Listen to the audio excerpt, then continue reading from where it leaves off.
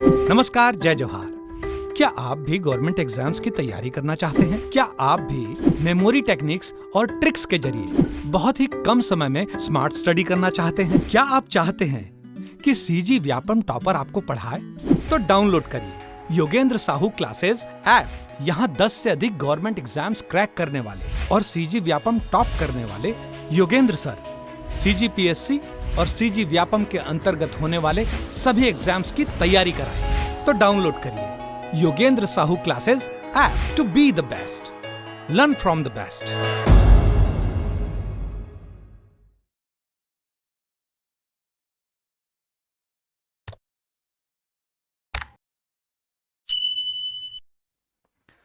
नमस्कार दोस्तों, आप सभी का स्वागत है योगेंद्र साहू ऑनलाइन क्लासेस में। मैं हूं आकाश चंद्राकर और आज हम लोग एमसीक्यू करेंगे केमिस्ट्री का, जो कि चैप्टर है मेटल्स। तो मेटल बहुत ही इंपॉर्टेंट एक चैप्टर हो जाता है जिसके बारे में क्वेश्चंस लगातार पूछे जाते हैं। और आपका जिस प्रकार का एग्ज़ाम है जिसमें केमिस्ट्री का वेटेज 20 नंबर का है, तो ये समझिए कि यहाँ से 2 क्वेश्चंस तो कम से कम आपको पूछे जाने वाले हैं।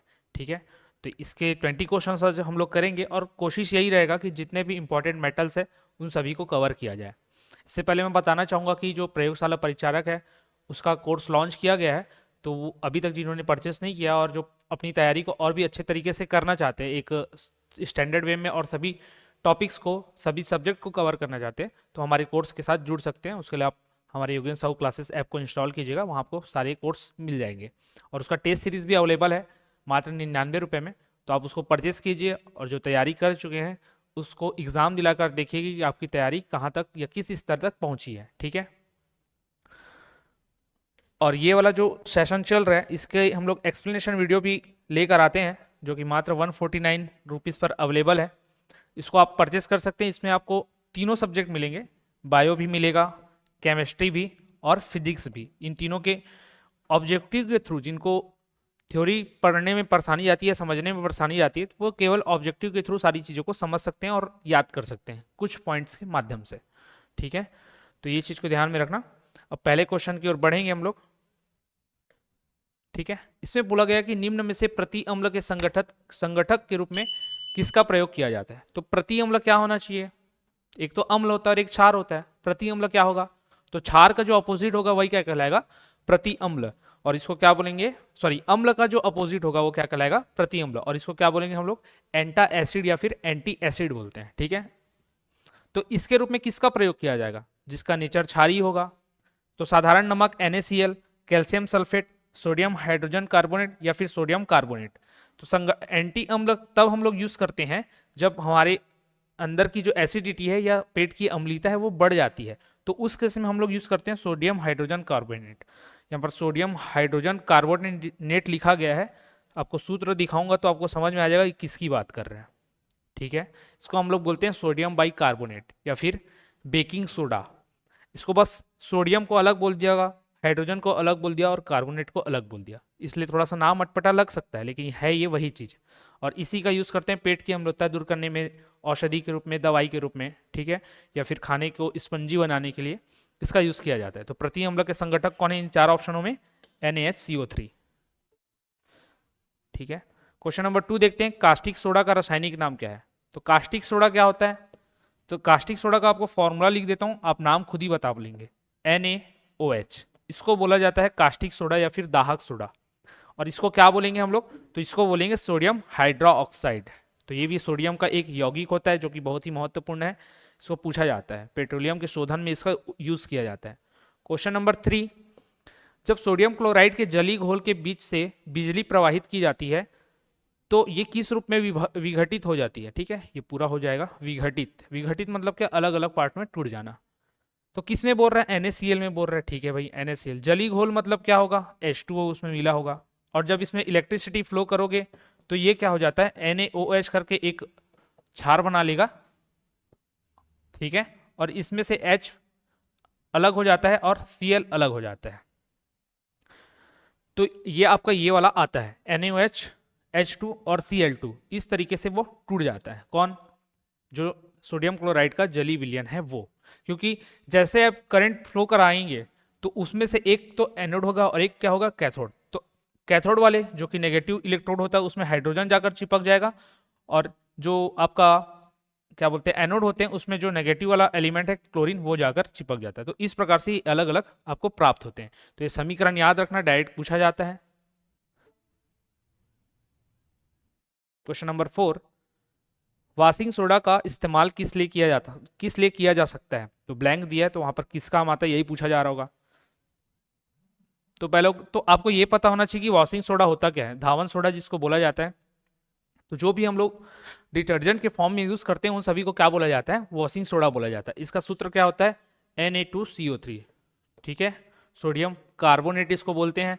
अब इसका क्या होगा? पेयजल के कीटाणु शोधन में, पकाने में, कठोर जल को मृदु करने में, एक गैर जहरीले घटक के रूप में घरेलू देखभाल परक उत्पाद के तौर पे। तो इसको क्या करते हैं? तो बेसिकली एकदम याद रखना सिंपल सी चीज में कि हम लोग वॉशिंग पाउडर का यूज कब करते हैं? जब हमारे गंदे कपड़ों को धोना होता है। और गंदे कपड़ों को धोएंगे तो नॉर्मल पानी से धोने से वो ठीक अच्छे से साफ होता है क्या? नहीं, क्योंकि नॉर्मल पानी एकदम पतला नहीं होता है। पतला मतलब एकदम नरम नहीं होता है। तो उसको नरम करने के लिए या उसके एकदम क्या बोलना चाहिए कि गंदे कपड़े जो हैं उसके तेलीय गंदगी और वशे के रूप में जो गंदगी उपस्थित रहती है उसके जो भी मॉलिक्यूल है वहां तक पहुंचने के लिए हम लोग क्या करते हैं? डिटर्जेंट मिला देते हैं। तो वो पानी को क्या कर देता है? एकदम नरम कर देता है। इसलिए देखना जब कोई कपड़ा बहुत ही ज्यादा गंदा हो जाता है तो गर्म पानी में उसको धोया जाता है। क्यों? क्योंकि गर्म करते ही पानी क्या हो जाता है? उसका नेचर एकदम ही और पतला, वैसे तो पतला होता है पानी लेकिन और पतला हो जाता है ताकि वो एकदम अंदर तक घुस सके।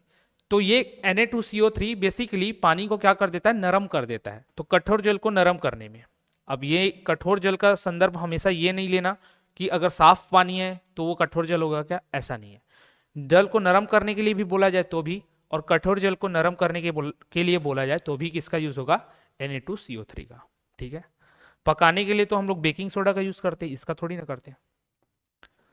फिर क्वेश्चन नंबर 5, सोडियम कार्बोनेट जो कि क्या है? एक क्षार है। क्षार मतलब क्या? बेस है, ठीक है। और सोडियम आया, सोडियम कुछ क्षारी धातु होता है तो इसके यौगिक भी क्या होंगे? क्षारी होंगे। इसका उपयोग निम्न में से क्या है? तो आपको बताना है ABC में इसका क्या उपयोग होता है। तो सोडियम कार्बोनेट अभी हम लोगों ने देखा जल की कठोरता या उसको नरम करने में काम आता है। तो जल की स्थायी कठोरता को दूर कौन करेगा? सोडियम कार्बोनेट या फिर जो वॉशिंग सोडा होता है वो। फिर देखना कांच, साबुन और कागज उद्योग, तो जितने भी यौगिक हैं लगभग जितने भी यौगिक हैं किसके? सोडियम के, वो सभी इस काम में लाए जाते हैं। तो ये क्लियर हो गया। एक दिया है कि बोरेक्स जैसे सोडियम यौगिकों के निर्माण में, तो ये भी सही है। बोरेक्स का जब हम लोग निर्माण करते हैं तो वहां पर एक यौगिक लेते हैं सोडियम कार्बोनेट और इसी से इसका निर्माण किया जाता है बोरेक्स का और इसके अलावा जो कास्टिंग सोडा पड़ते हैं NaOH, उसका भी जब निर्माण करना होता है तो इसका यूज हम लोग करते हैं। तो तीनों को ही निर्माण करने के लिए हम लोग सोडियम कार्बोनेट का यूज करेंगे। तो आपका ऑप्शन A, B और C सही आंसर होगा। क्वेश्चन नंबर 6, जिप्सम में क्रिस्टलन जल के रूप में पानी के कितने अणु मौजूद होते हैं? किसमें? जिप्सम में। तो जिप्सम का होता है आपका CaSO4 2H2O, ये फॉर्मूला होता है। तो ये फॉर्मूला अगर याद होता तो ये आप आसानी से बना सकते थे। तो क्या CaSO4 2H2O होता है, कैल्शियम सल्फेट, और उसमें दो मॉलिक्यूल किसके रहते हैं? जल के। तो इसी को पूछा था पानी के कितने अणु मौजूद होते हैं, तो कितने होते हैं? 2। ये याद रखना। अगर ये जिप्सम में पूछा है, इसी को अगर 1/4 कर दोगे तो क्या मिलेगा? CaSO4 हाफ H2O, और ये आपका किसका हो जाता है? प्लास्टर ऑफ पेरिस का। तो अगर सेम क्वेश्चन में यहाँ पर जिप्सम की जगह पूछा होता प्लास्टर ऑफ पेरिस में कितने जल के अणु, तो हाफ होते हैं, हाफ। किसमें? प्लास्टर ऑफ पेरिस में। और जिप्सम में कितने? 2 है, ठीक है। तो ये ध्यान में रखना, सूत्र भी पूछा जाता है तो जो लिख दे रहा हूं उसको याद रखते चलना। निम्नलिखित में से कौन सी गैस चूने के पानी को दूधिया बना देती है? तो चूने के पानी को कौन दूधिया बनाएगी? तो CO2 गैस। कैसे दूधिया बनाती है? सिंपल से याद रखो, घर का, बाकी दुनियादारी छोड़ दो। घर में जैसे हम लोग चूने का पाउडर लाते हैं और उसमें जैसे ही हम लोग क्या डालते हैं? पानी डालते हैं। पानी डालते तो थोड़ा सा बुदबुदाहट के साथ गैस भी निकलता है और उसका कलर चेंज हो जाता है, दूधिया। क्यों? कि उसमें पहले से कौन सी गैस मौजूद होती है? CO2 gas. जैसे ही हम लोग पानी डालते हैं तो ये CO2 गैस वहां से निकलने लगती है और उसका रंग क्या कर देती है? दूधिया बना देती है। तो कौन सी गैस चूने के पानी को दूधिया बना देती है? Carbon dioxide, CO2।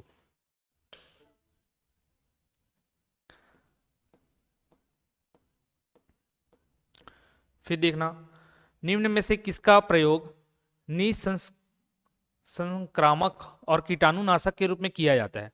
तो कीटाणुनाशक के रूप में या निसंक्रामक के रूप में किसका यूज करेंगे?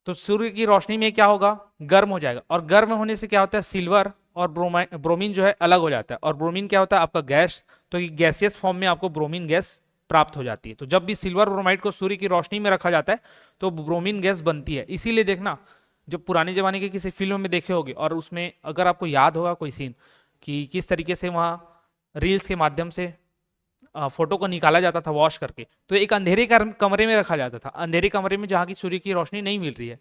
अगर सूर्य की रोशनी मिल जाती तो वहां से क्या निकल जाता, ब्रोमीन गैस। ओके, तो ये ध्यान में रखना।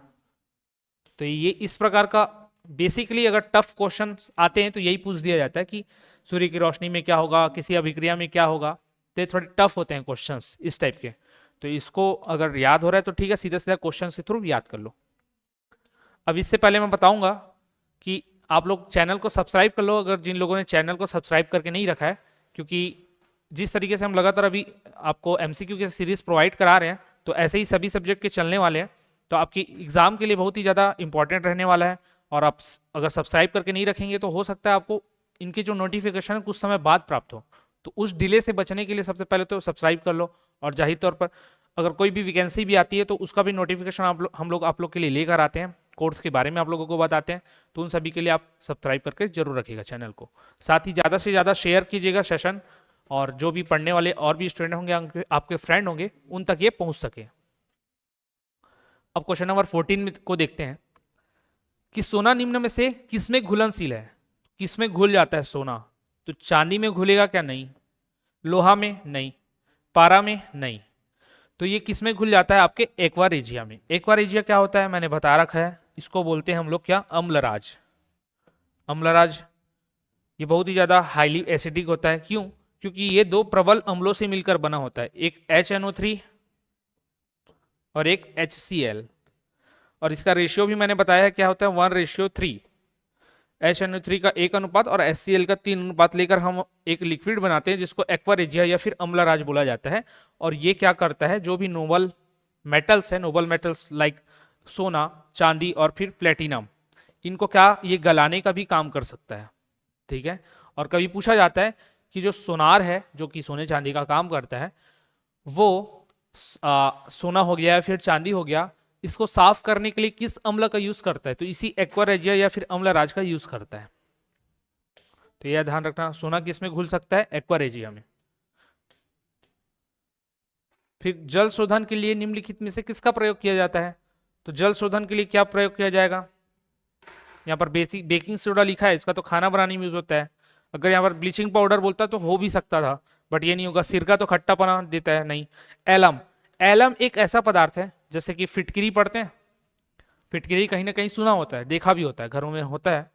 तो उस फिटकिरी को ही हम लोग एलम बोलते हैं, क्योंकि इसी एलम से फिटकिरी प्राप्त की जाती है। और ये जो फिटकिरी है वो जल शोधन का काम करता है। एलम होता क्या है, तो ये पोटेशियम एल्यूमिनियम सल्फेट होता है। क्या होता है, पोटेशियम एल्यूमिनियम सल्फेट, जिसको हम लोग क्या बोलते हैं, एलम बोलते हैं। यहां से क्या प्राप्त होता है, फिटकिरी प्राप्त होता है, ये ध्यान में रखना। फिर देखते हैं क्वेश्चन नंबर 16। इसमें बोला जंगरोधी इस्पात में कौन सा तत्व उपस्थित नहीं है। क्या है, नहीं है। नहीं है पर जोड़ देना, क्योंकि नहीं पूछा है। तो जंगरोधी इस्पात में क्या नहीं होगा। अब पहली बात तो इस्पात बोल दिया, इस्पात में तो लोहा होगा ही होगा।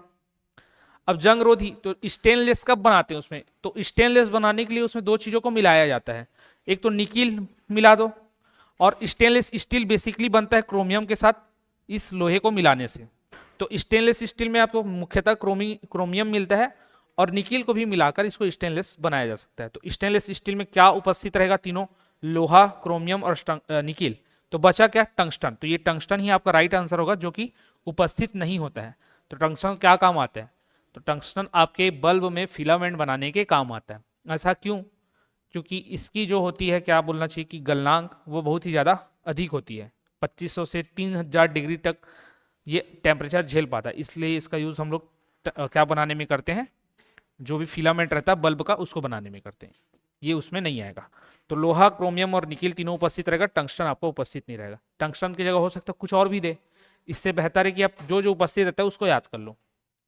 और कभी पूछे आपको मुख्य रूप से किससे बना होता है स्टेनलेस स्टील, तो लोहा और क्रोमियम से। फिर क्वेश्चन नंबर 17 देखते हैं। फेरस सल्फेट क्रिस्टल का रासायनिक सूत्र क्या है। फेरस सल्फेट क्रिस्टल का।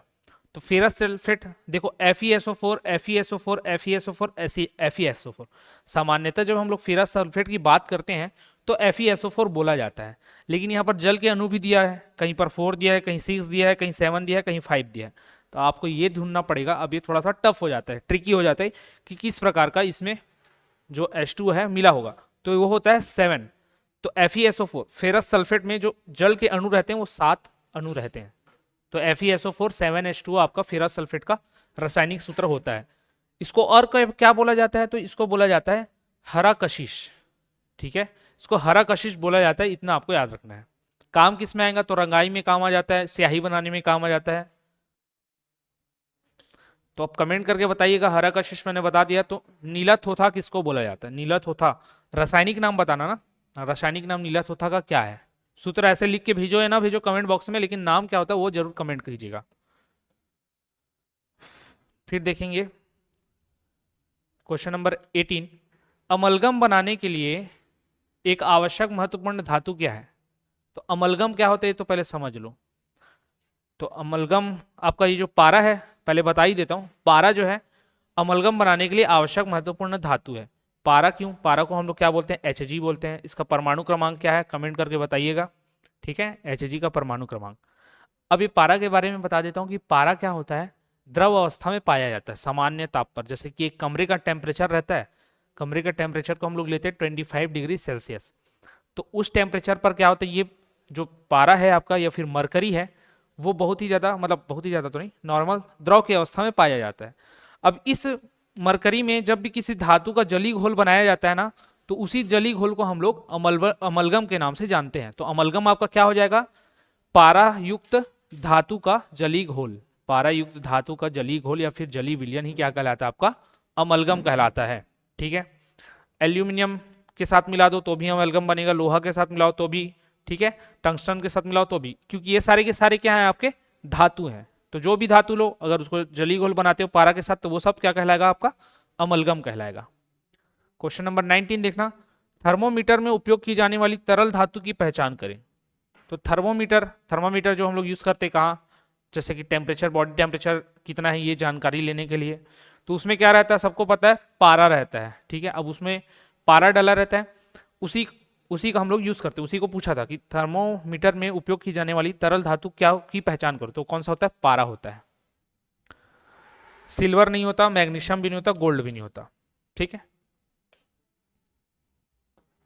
क्वेश्चन नंबर 20 आज का लास्ट क्वेश्चन होने वाला है। इससे पहले यहाँ पर एक चीज मैं पूछना चाहता हूँ आप लोगों को। जैसे यहाँ जंगरोधी इस्पात था, स्टेनलेस स्टील, तो मैंने बताया था लोहा, क्रोमियम और निकिल को लाया जाता है, तो टंगस्टन वहां पर नहीं आएगा और वही सही आंसर था।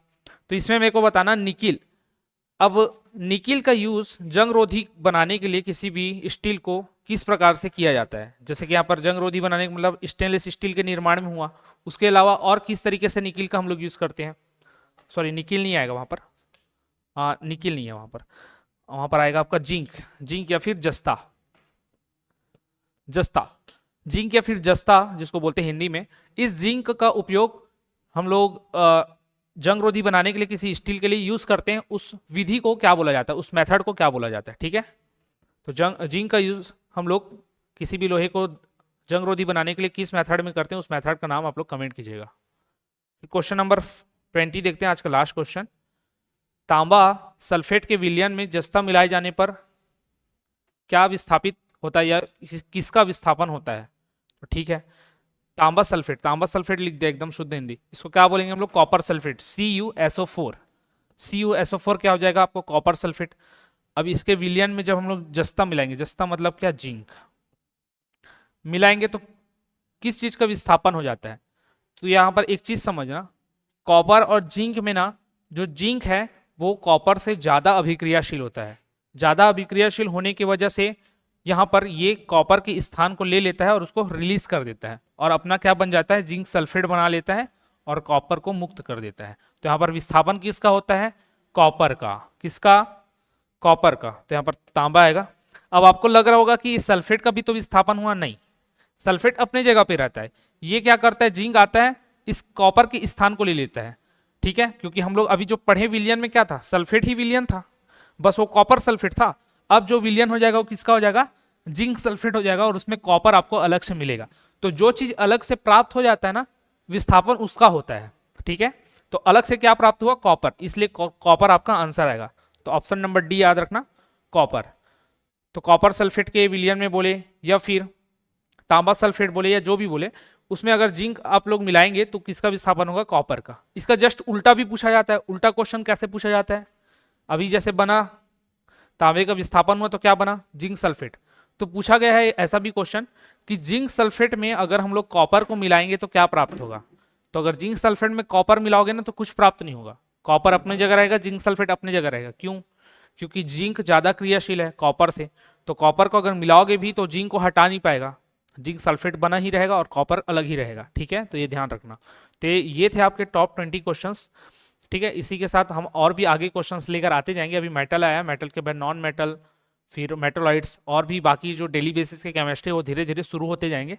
तो इस सेशन के साथ लगातार आप लोग जुड़े रहिएगा, योगेश साहब क्लासेस के साथ जुड़े रहिएगा, ताकि आप अपने आप में इम्प्रूवमेंट लाते रहें। अगर कोई भी परेशानी हो तो कमेंट बॉक्स में जरूर कमेंट कीजिएगा, उस पर हम लोग काम करेंगे। और कुछ और चीज़ें आपको पढ़नी होंगी तो उसको भी कमेंट करके बता सकते हैं, ठीक है। फिलहाल इस वीडियो में इतने ही रखते हैं, धन्यवाद।